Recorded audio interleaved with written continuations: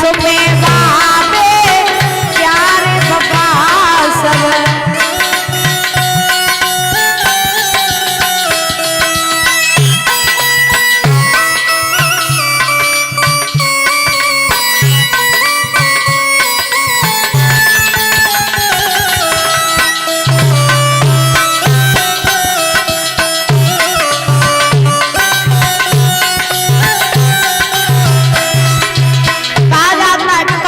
वादे प्यार वफा सब।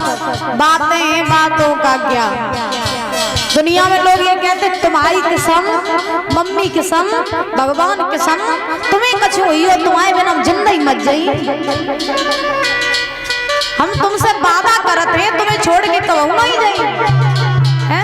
और जब इंसान मर जाता है तो 4 दिन को रोनो धोनो, फिर महाराज भाई तैयारी शुरू, हंसना खेलना नाचना कूदना सब व्यवस्था चल। सही बात है।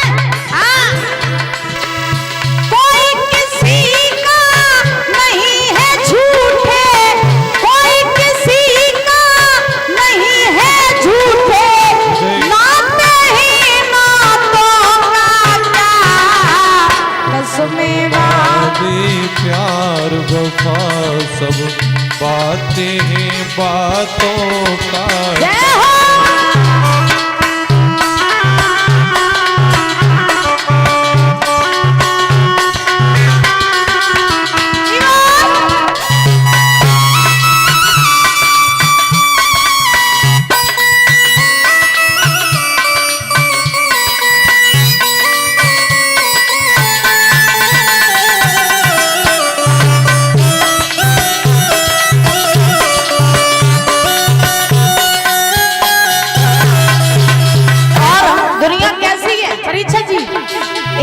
सुख में तेरे साथ चलेंगे, दुख में मुखड़ा मोड़ेंगे।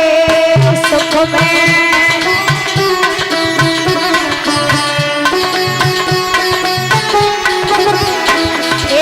सुख में तेरे साथ चलेंगे, दुख में मुखड़ा मोड़ेंगे। और दुनिया वाले तेरे दिल को तोड़ेंगे। देते ही भगवान को धोखा, देते ही भगवान को धोखा, इंसान को क्या छोड़ेंगे। कसमें वादे प्यार वफा सब बातें बातों का क्या।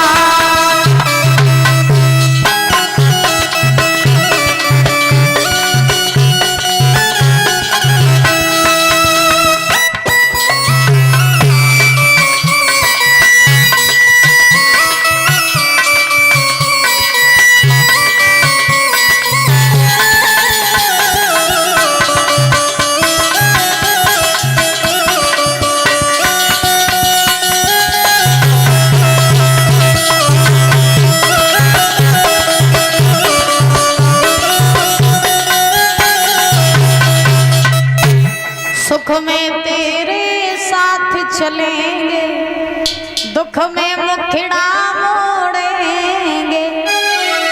दुनिया वाले तेरा बन के तेरे दिल को तोड़ेंगे। सुख जो लो है दोनों रिश्ते नातेदार घर परिवार भैया भौजाई सब दिखाई दिए, और दुख में अपने भी साथ छोड़ जाते हैं। दुख सच्चा दोस्त आपका वही होता है जो आपके दुख में शामिल हो, जो आपके दुख में आपके साथ खड़ा हो। हमेशा उसके ही साथ रहा करो, उसकी संगत किया करो। और जो सुख में आगे और दुख में पीछे आपको कभी सलाम ना करो। सत्य बता रहे आपको। सुखदेव जी महाराज जंगल में चले गए, बोले ना तुम हमारे बाप ना तुम हमारी अम्मा, हमारे तो परमात्मा ही है, हम तो वन में जा रहे। तो सुखदेव जी महाराज जंगल में गए। सुखदेव जी महाराज ने जंगल में जाकर के तपस्या की, समाधि लगाई, तो ऐसे सुखदेव जी महाराज का जन्म हुआ था। और इन्हें कथा का ज्ञान परीक्षित जी भोले बाबा से हुआ था। सुखदेव जी महाराज के गुरु थे जनक जी। जनक जी महाराज जो थे ये सुखदेव जी महाराज के कौन थे? गुरु। बिना गुरु के ज्ञान नहीं होता है। गुरु करना बहुत जरूरी है। आप ज्ञानी हो, आप विद्वान हो, आपको सब कुछ आता है, लेकिन जब तक गुरु नहीं है तब तक आपको कुछ नहीं आता है। अच्छा, यहाँ किसके किसके गुरु हैं? हाथ उठाओ।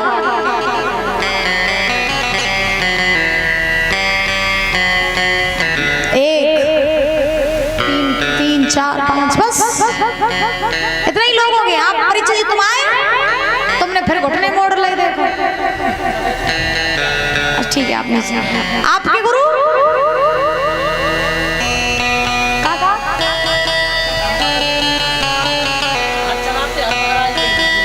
अच्छा, तुम्हारे गुरु हाथ चलाइए, हाथ चलाइए,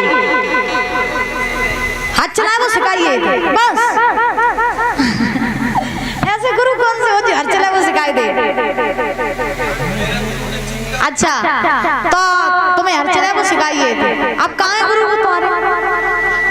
चले गए, स्वर्ग सदार गए। अच्छा, तो मतलब अब है नहीं, सिर्फ हर चला वो सिखाओ और कुछ नहीं सिखाओ। खुरपी सिखाई। अरे बाप, जिस व्यवस्था ठीक है। अब क्यों हम अपने गुरु से खुरपिया चले वो सीखे। आओ पोरा ओरा चले वो सीख लिए परीक्षा जी। बोली गोविंद भगवान की। बिना गुरु के ज्ञान नहीं होता है। गुरु कैसा होना चाहिए? गुरु ऐसा होना चाहिए जो व्यक्ति को अंधकार से प्रकाश की ओर ले जाए। आज चले वो तो सभी याद है। हाँ, गुरु वो होना चाहिए जो व्यक्ति को अंधकार से प्रकाश की ओर ले जाए।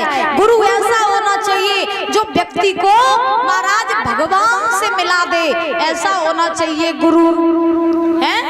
हाँ, और आजकल तो महाराज रुपया दे वो गुरु बनाओ, पैसा दे वो गुरु बनाओ। आजकल तो महाराज गुरु ढूंढो ऐसे बन गए हैं जैसे अंधेरी रात में सुई ढूंढो। सत्य बता रहे कि गलन गलन गुरुवर फिरे और चेला कंठी लेओ। क्या बात है? और स्वर्ग जाओ या नरक में पर हमें रुपया दे।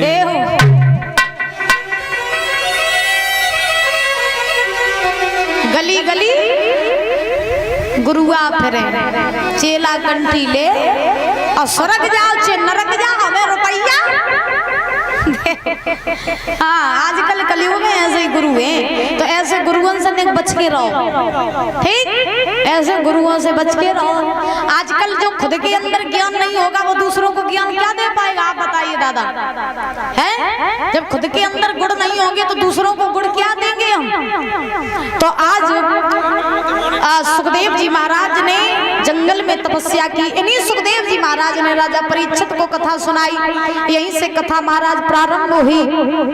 आज सबसे पहले सृष्टि का वर्णन, जो कैसे सृष्टि का विस्तार हुआ था, वो कथा सुनाई।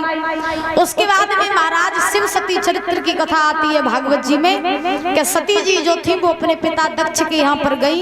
भोले बाबा के बार बार मना करने पर सती जी जब भोले बाबा अपने पिता दक्ष के यहाँ पर गई, भोले बाबा की बात न मान करके, तो वहां पर दक्ष यज्ञ रचवा रहा था। यज्ञ में सारे देवी देवताओं का महाराज स्थान था, लेकिन कहीं भोले बाबा का स्थान नहीं था। तो सती जी को इस बात का बड़ा कष्ट हुआ कि सारे देवी देवता यज्ञ में शामिल हुए, लेकिन मेरा बाप ने मुझे और मेरे पति को सम्मान नहीं दिया। तो सती ने उसी यज्ञ में अपने प्राणों की आहुति दे दी। प्राणों की जब आहुति दी, भोले बाबा को पता चला कि सती इस संसार में नहीं रही, तो भोले बाबा को बड़ा क्रोध आया। भोले बाबा ने दक्ष का शीश कटवा दिया। जब दक्ष का शीश कटवाया, फिर जब दक्ष मर गया, तब परीक्षित जी देवी देवताओं ने कहा कि दक्ष महान राजा है, इसे घमंड आ गया था, इसलिए इसने आपका किया। तो भोलेनाथ आप दक्ष को जीवित कर दो, दक्ष को जीवित कर दो। तब भोले बाबा ने दक्ष का शीश बकरे का लगाया था। किसका?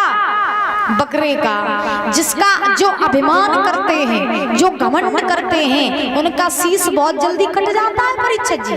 तो जिंदगी में सब करो लेकिन कमाऊं घमंड ना करो। आज के जमाने में काऊ को अपनी सुंदरता को घमंड, काऊ को अपने पैसा को घमंड, काऊ को गाड़ी घोड़ा को घमंड है। जिन्हें देखो सो घमंड में ही चूर है परीक्षित जी। तुम्हें तो नहीं घमंड काऊ बात को, पक्की बात अम्मा किस्म बताए दियो। हाँ, तो जिंदगी में घमंड नहीं करना चाहिए। और देखिए घमंड करोगे तो भगवान का भोजन है घमंड, अभिमान। भगवान अभिमान को खाते हैं। आप ये सोचो कि आप मुख से कुछ और बोल रहे हैं और आत्मा में कुछ और चल रहा है, तो भगवान तो सबकी जानते हैं। क्योंकि कहते हैं ना कि तन की जाने मन की जाने, तन की जाने मन की जाने, जाने चित्त की चोरी। तन की जाने मन की जाने, जाने चित्त की चोरी। पाप प्रभु से का छुपी जगे, हाथ जगत की डोरी। ओ प्यारे हाथ जगत की डोरी।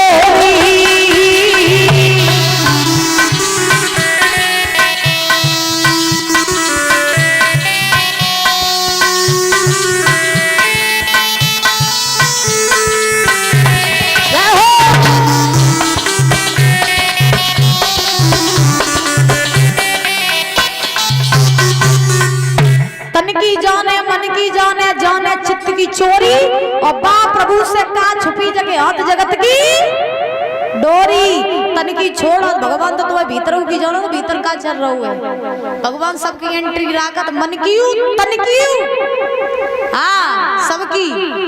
दुनिया से तो तुम मन से मुंह से बोल लोगे, लेकिन मन की बात सिर्फ परमात्मा जानते हैं। तो मुख को सुंदर रखो, मन को सुंदर रखो। जो मुख से बोलो वही मन से बोलो। याद रखना, ऐसा नहीं है कि मुख से तो तुम बढ़िया पुष्पों की वर्षा कर रहे हो और मन में तुम्हें कैंची चल रही है। हाँ हाँ, तो ऐसा नहीं होना चाहिए। बोली गोविंद भगवान की, राधा रानी सरकार की। तो भोले बाबा ने दक्ष का शीश बकरे का लगाया। उन्हीं सती का जन्म हुआ था करके हिमाचल नगरी के राजा थे। कि दक्ष प्रजापति जब होकारा, त्रिशूल से शीश उतारा, त्रिशूल से शीश उतारा, त्रिशूल से शीश उतारा। दक्ष प्रजापति जब होकारा, त्रिशूल से शीश उतारा, त्रिशूल से शीश उतारा। मांगी माफी होश में आयो, बकरे को तब शीश लगायो, बकरे को तब शीश लगायो। आत सोच भोले बाबा भय परसन, बकरे ने मुख से जो बोली बम बम, भोले बम भोले बम भोले बम, हम भोले बम भोले बम बम बम, हम भोले बम भोले बम भोले बम, बम भोले बम भोले बम भोले बम। आज उन्हीं सती का जन्म हुआ था आकर के हिमाचल नगरी के राजा थे जिनका नाम था हिमांचल। हिमांचल की पत्नी थी जिसका नाम था मैना। उन्हीं के यहाँ पर महाराज उन्हें सती का जन्म हुआ था करके, जो आगे चल के पार्वती बनी थी। आगे चल के क्या बनी थी परीक्षा जी? पार्वती। तो देखिए सती जी ने जब अपनी देह का त्याग किया था तब ये कहा था कि जब जब मैं मरूं और जब जब मैं देह को धारण करूं तब तब मैं भोले बाबा की अर्धांगिनी बनूं। तब सती जो थी उनका भी विवाह भोले बाबा के साथ में हुआ था, पार्वती जो थी उनका भी विवाह भोले बाबा के साथ हुआ था कि नहीं? तो भैया फोन कर देते चलते तो चलते।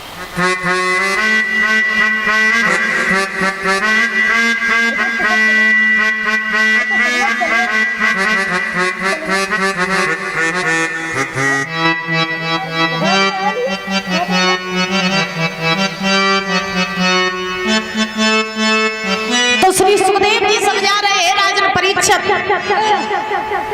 हिमांचल के घर में जब कन्या का जन्म हुआ परीक्षित जी, तो बहुत खुशी मनाई गई, बहुत सारा धन दान किया, बहुत सारी गायों का दान किया महाराज, बहुत खुशी मनाई हिमांचल ने। नगर में ढिंढोरा पिटवाया, मेरे घर में कन्या हुई, मेरे घर में लक्ष्मी आई। अच्छा, ये कहा जाता है कि घर में बिटिया को जन्म होवे तो माँ बाप क्या कहते हैं कि मेरे घर में लक्ष्मी आई है, और सही बात है कि घर में नई बहू आ गए या बिटिया को जन्म हो गए तो सभी लोग कहते हैं कि मेरे घर में लक्ष्मी आई है। तुम्हें हम सही बताएं बाबा, तुम्हारे जमाने में लक्ष्मियां होती करती थी, आज के जमाने में तो भद्रकाली है।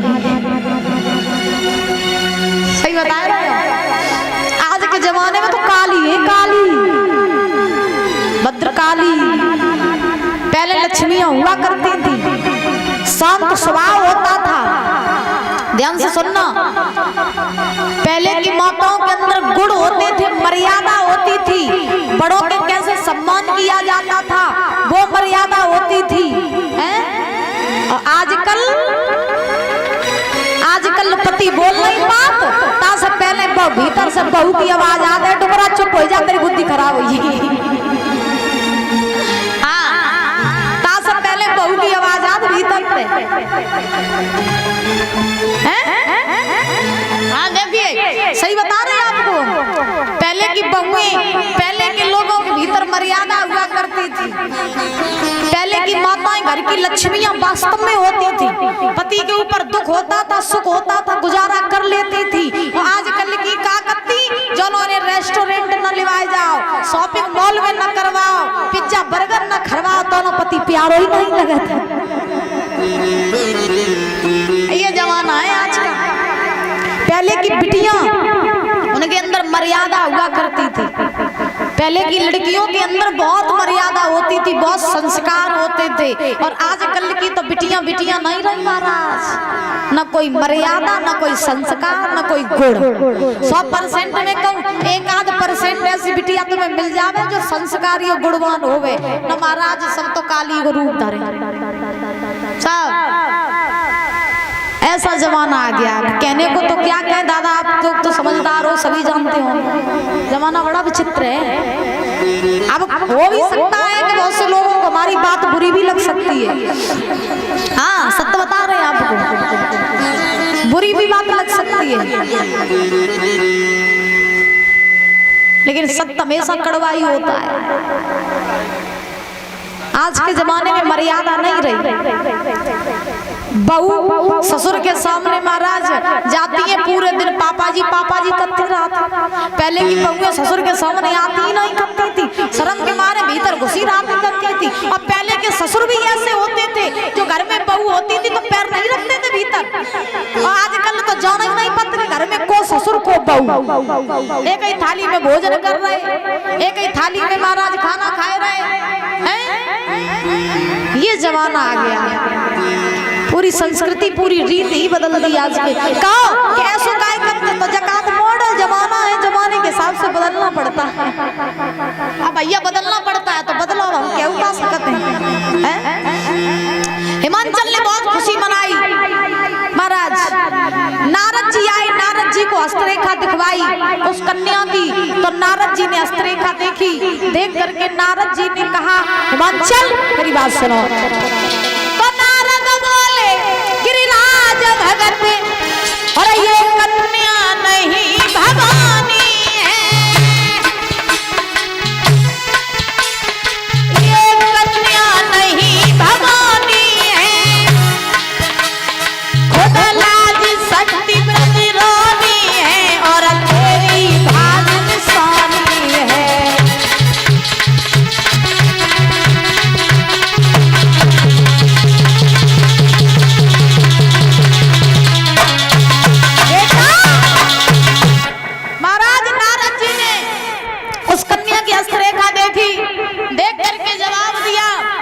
हिमांचल तुम्हारे भाग खुल गए जो तुम्हारे घर में साक्षात लक्ष्मी आई है। ये तुम्हारी बेटी जो है ना, ये कोई साधारण नहीं है, बल्कि ये तुम्हारे घर में साक्षात लक्ष्मी आई है।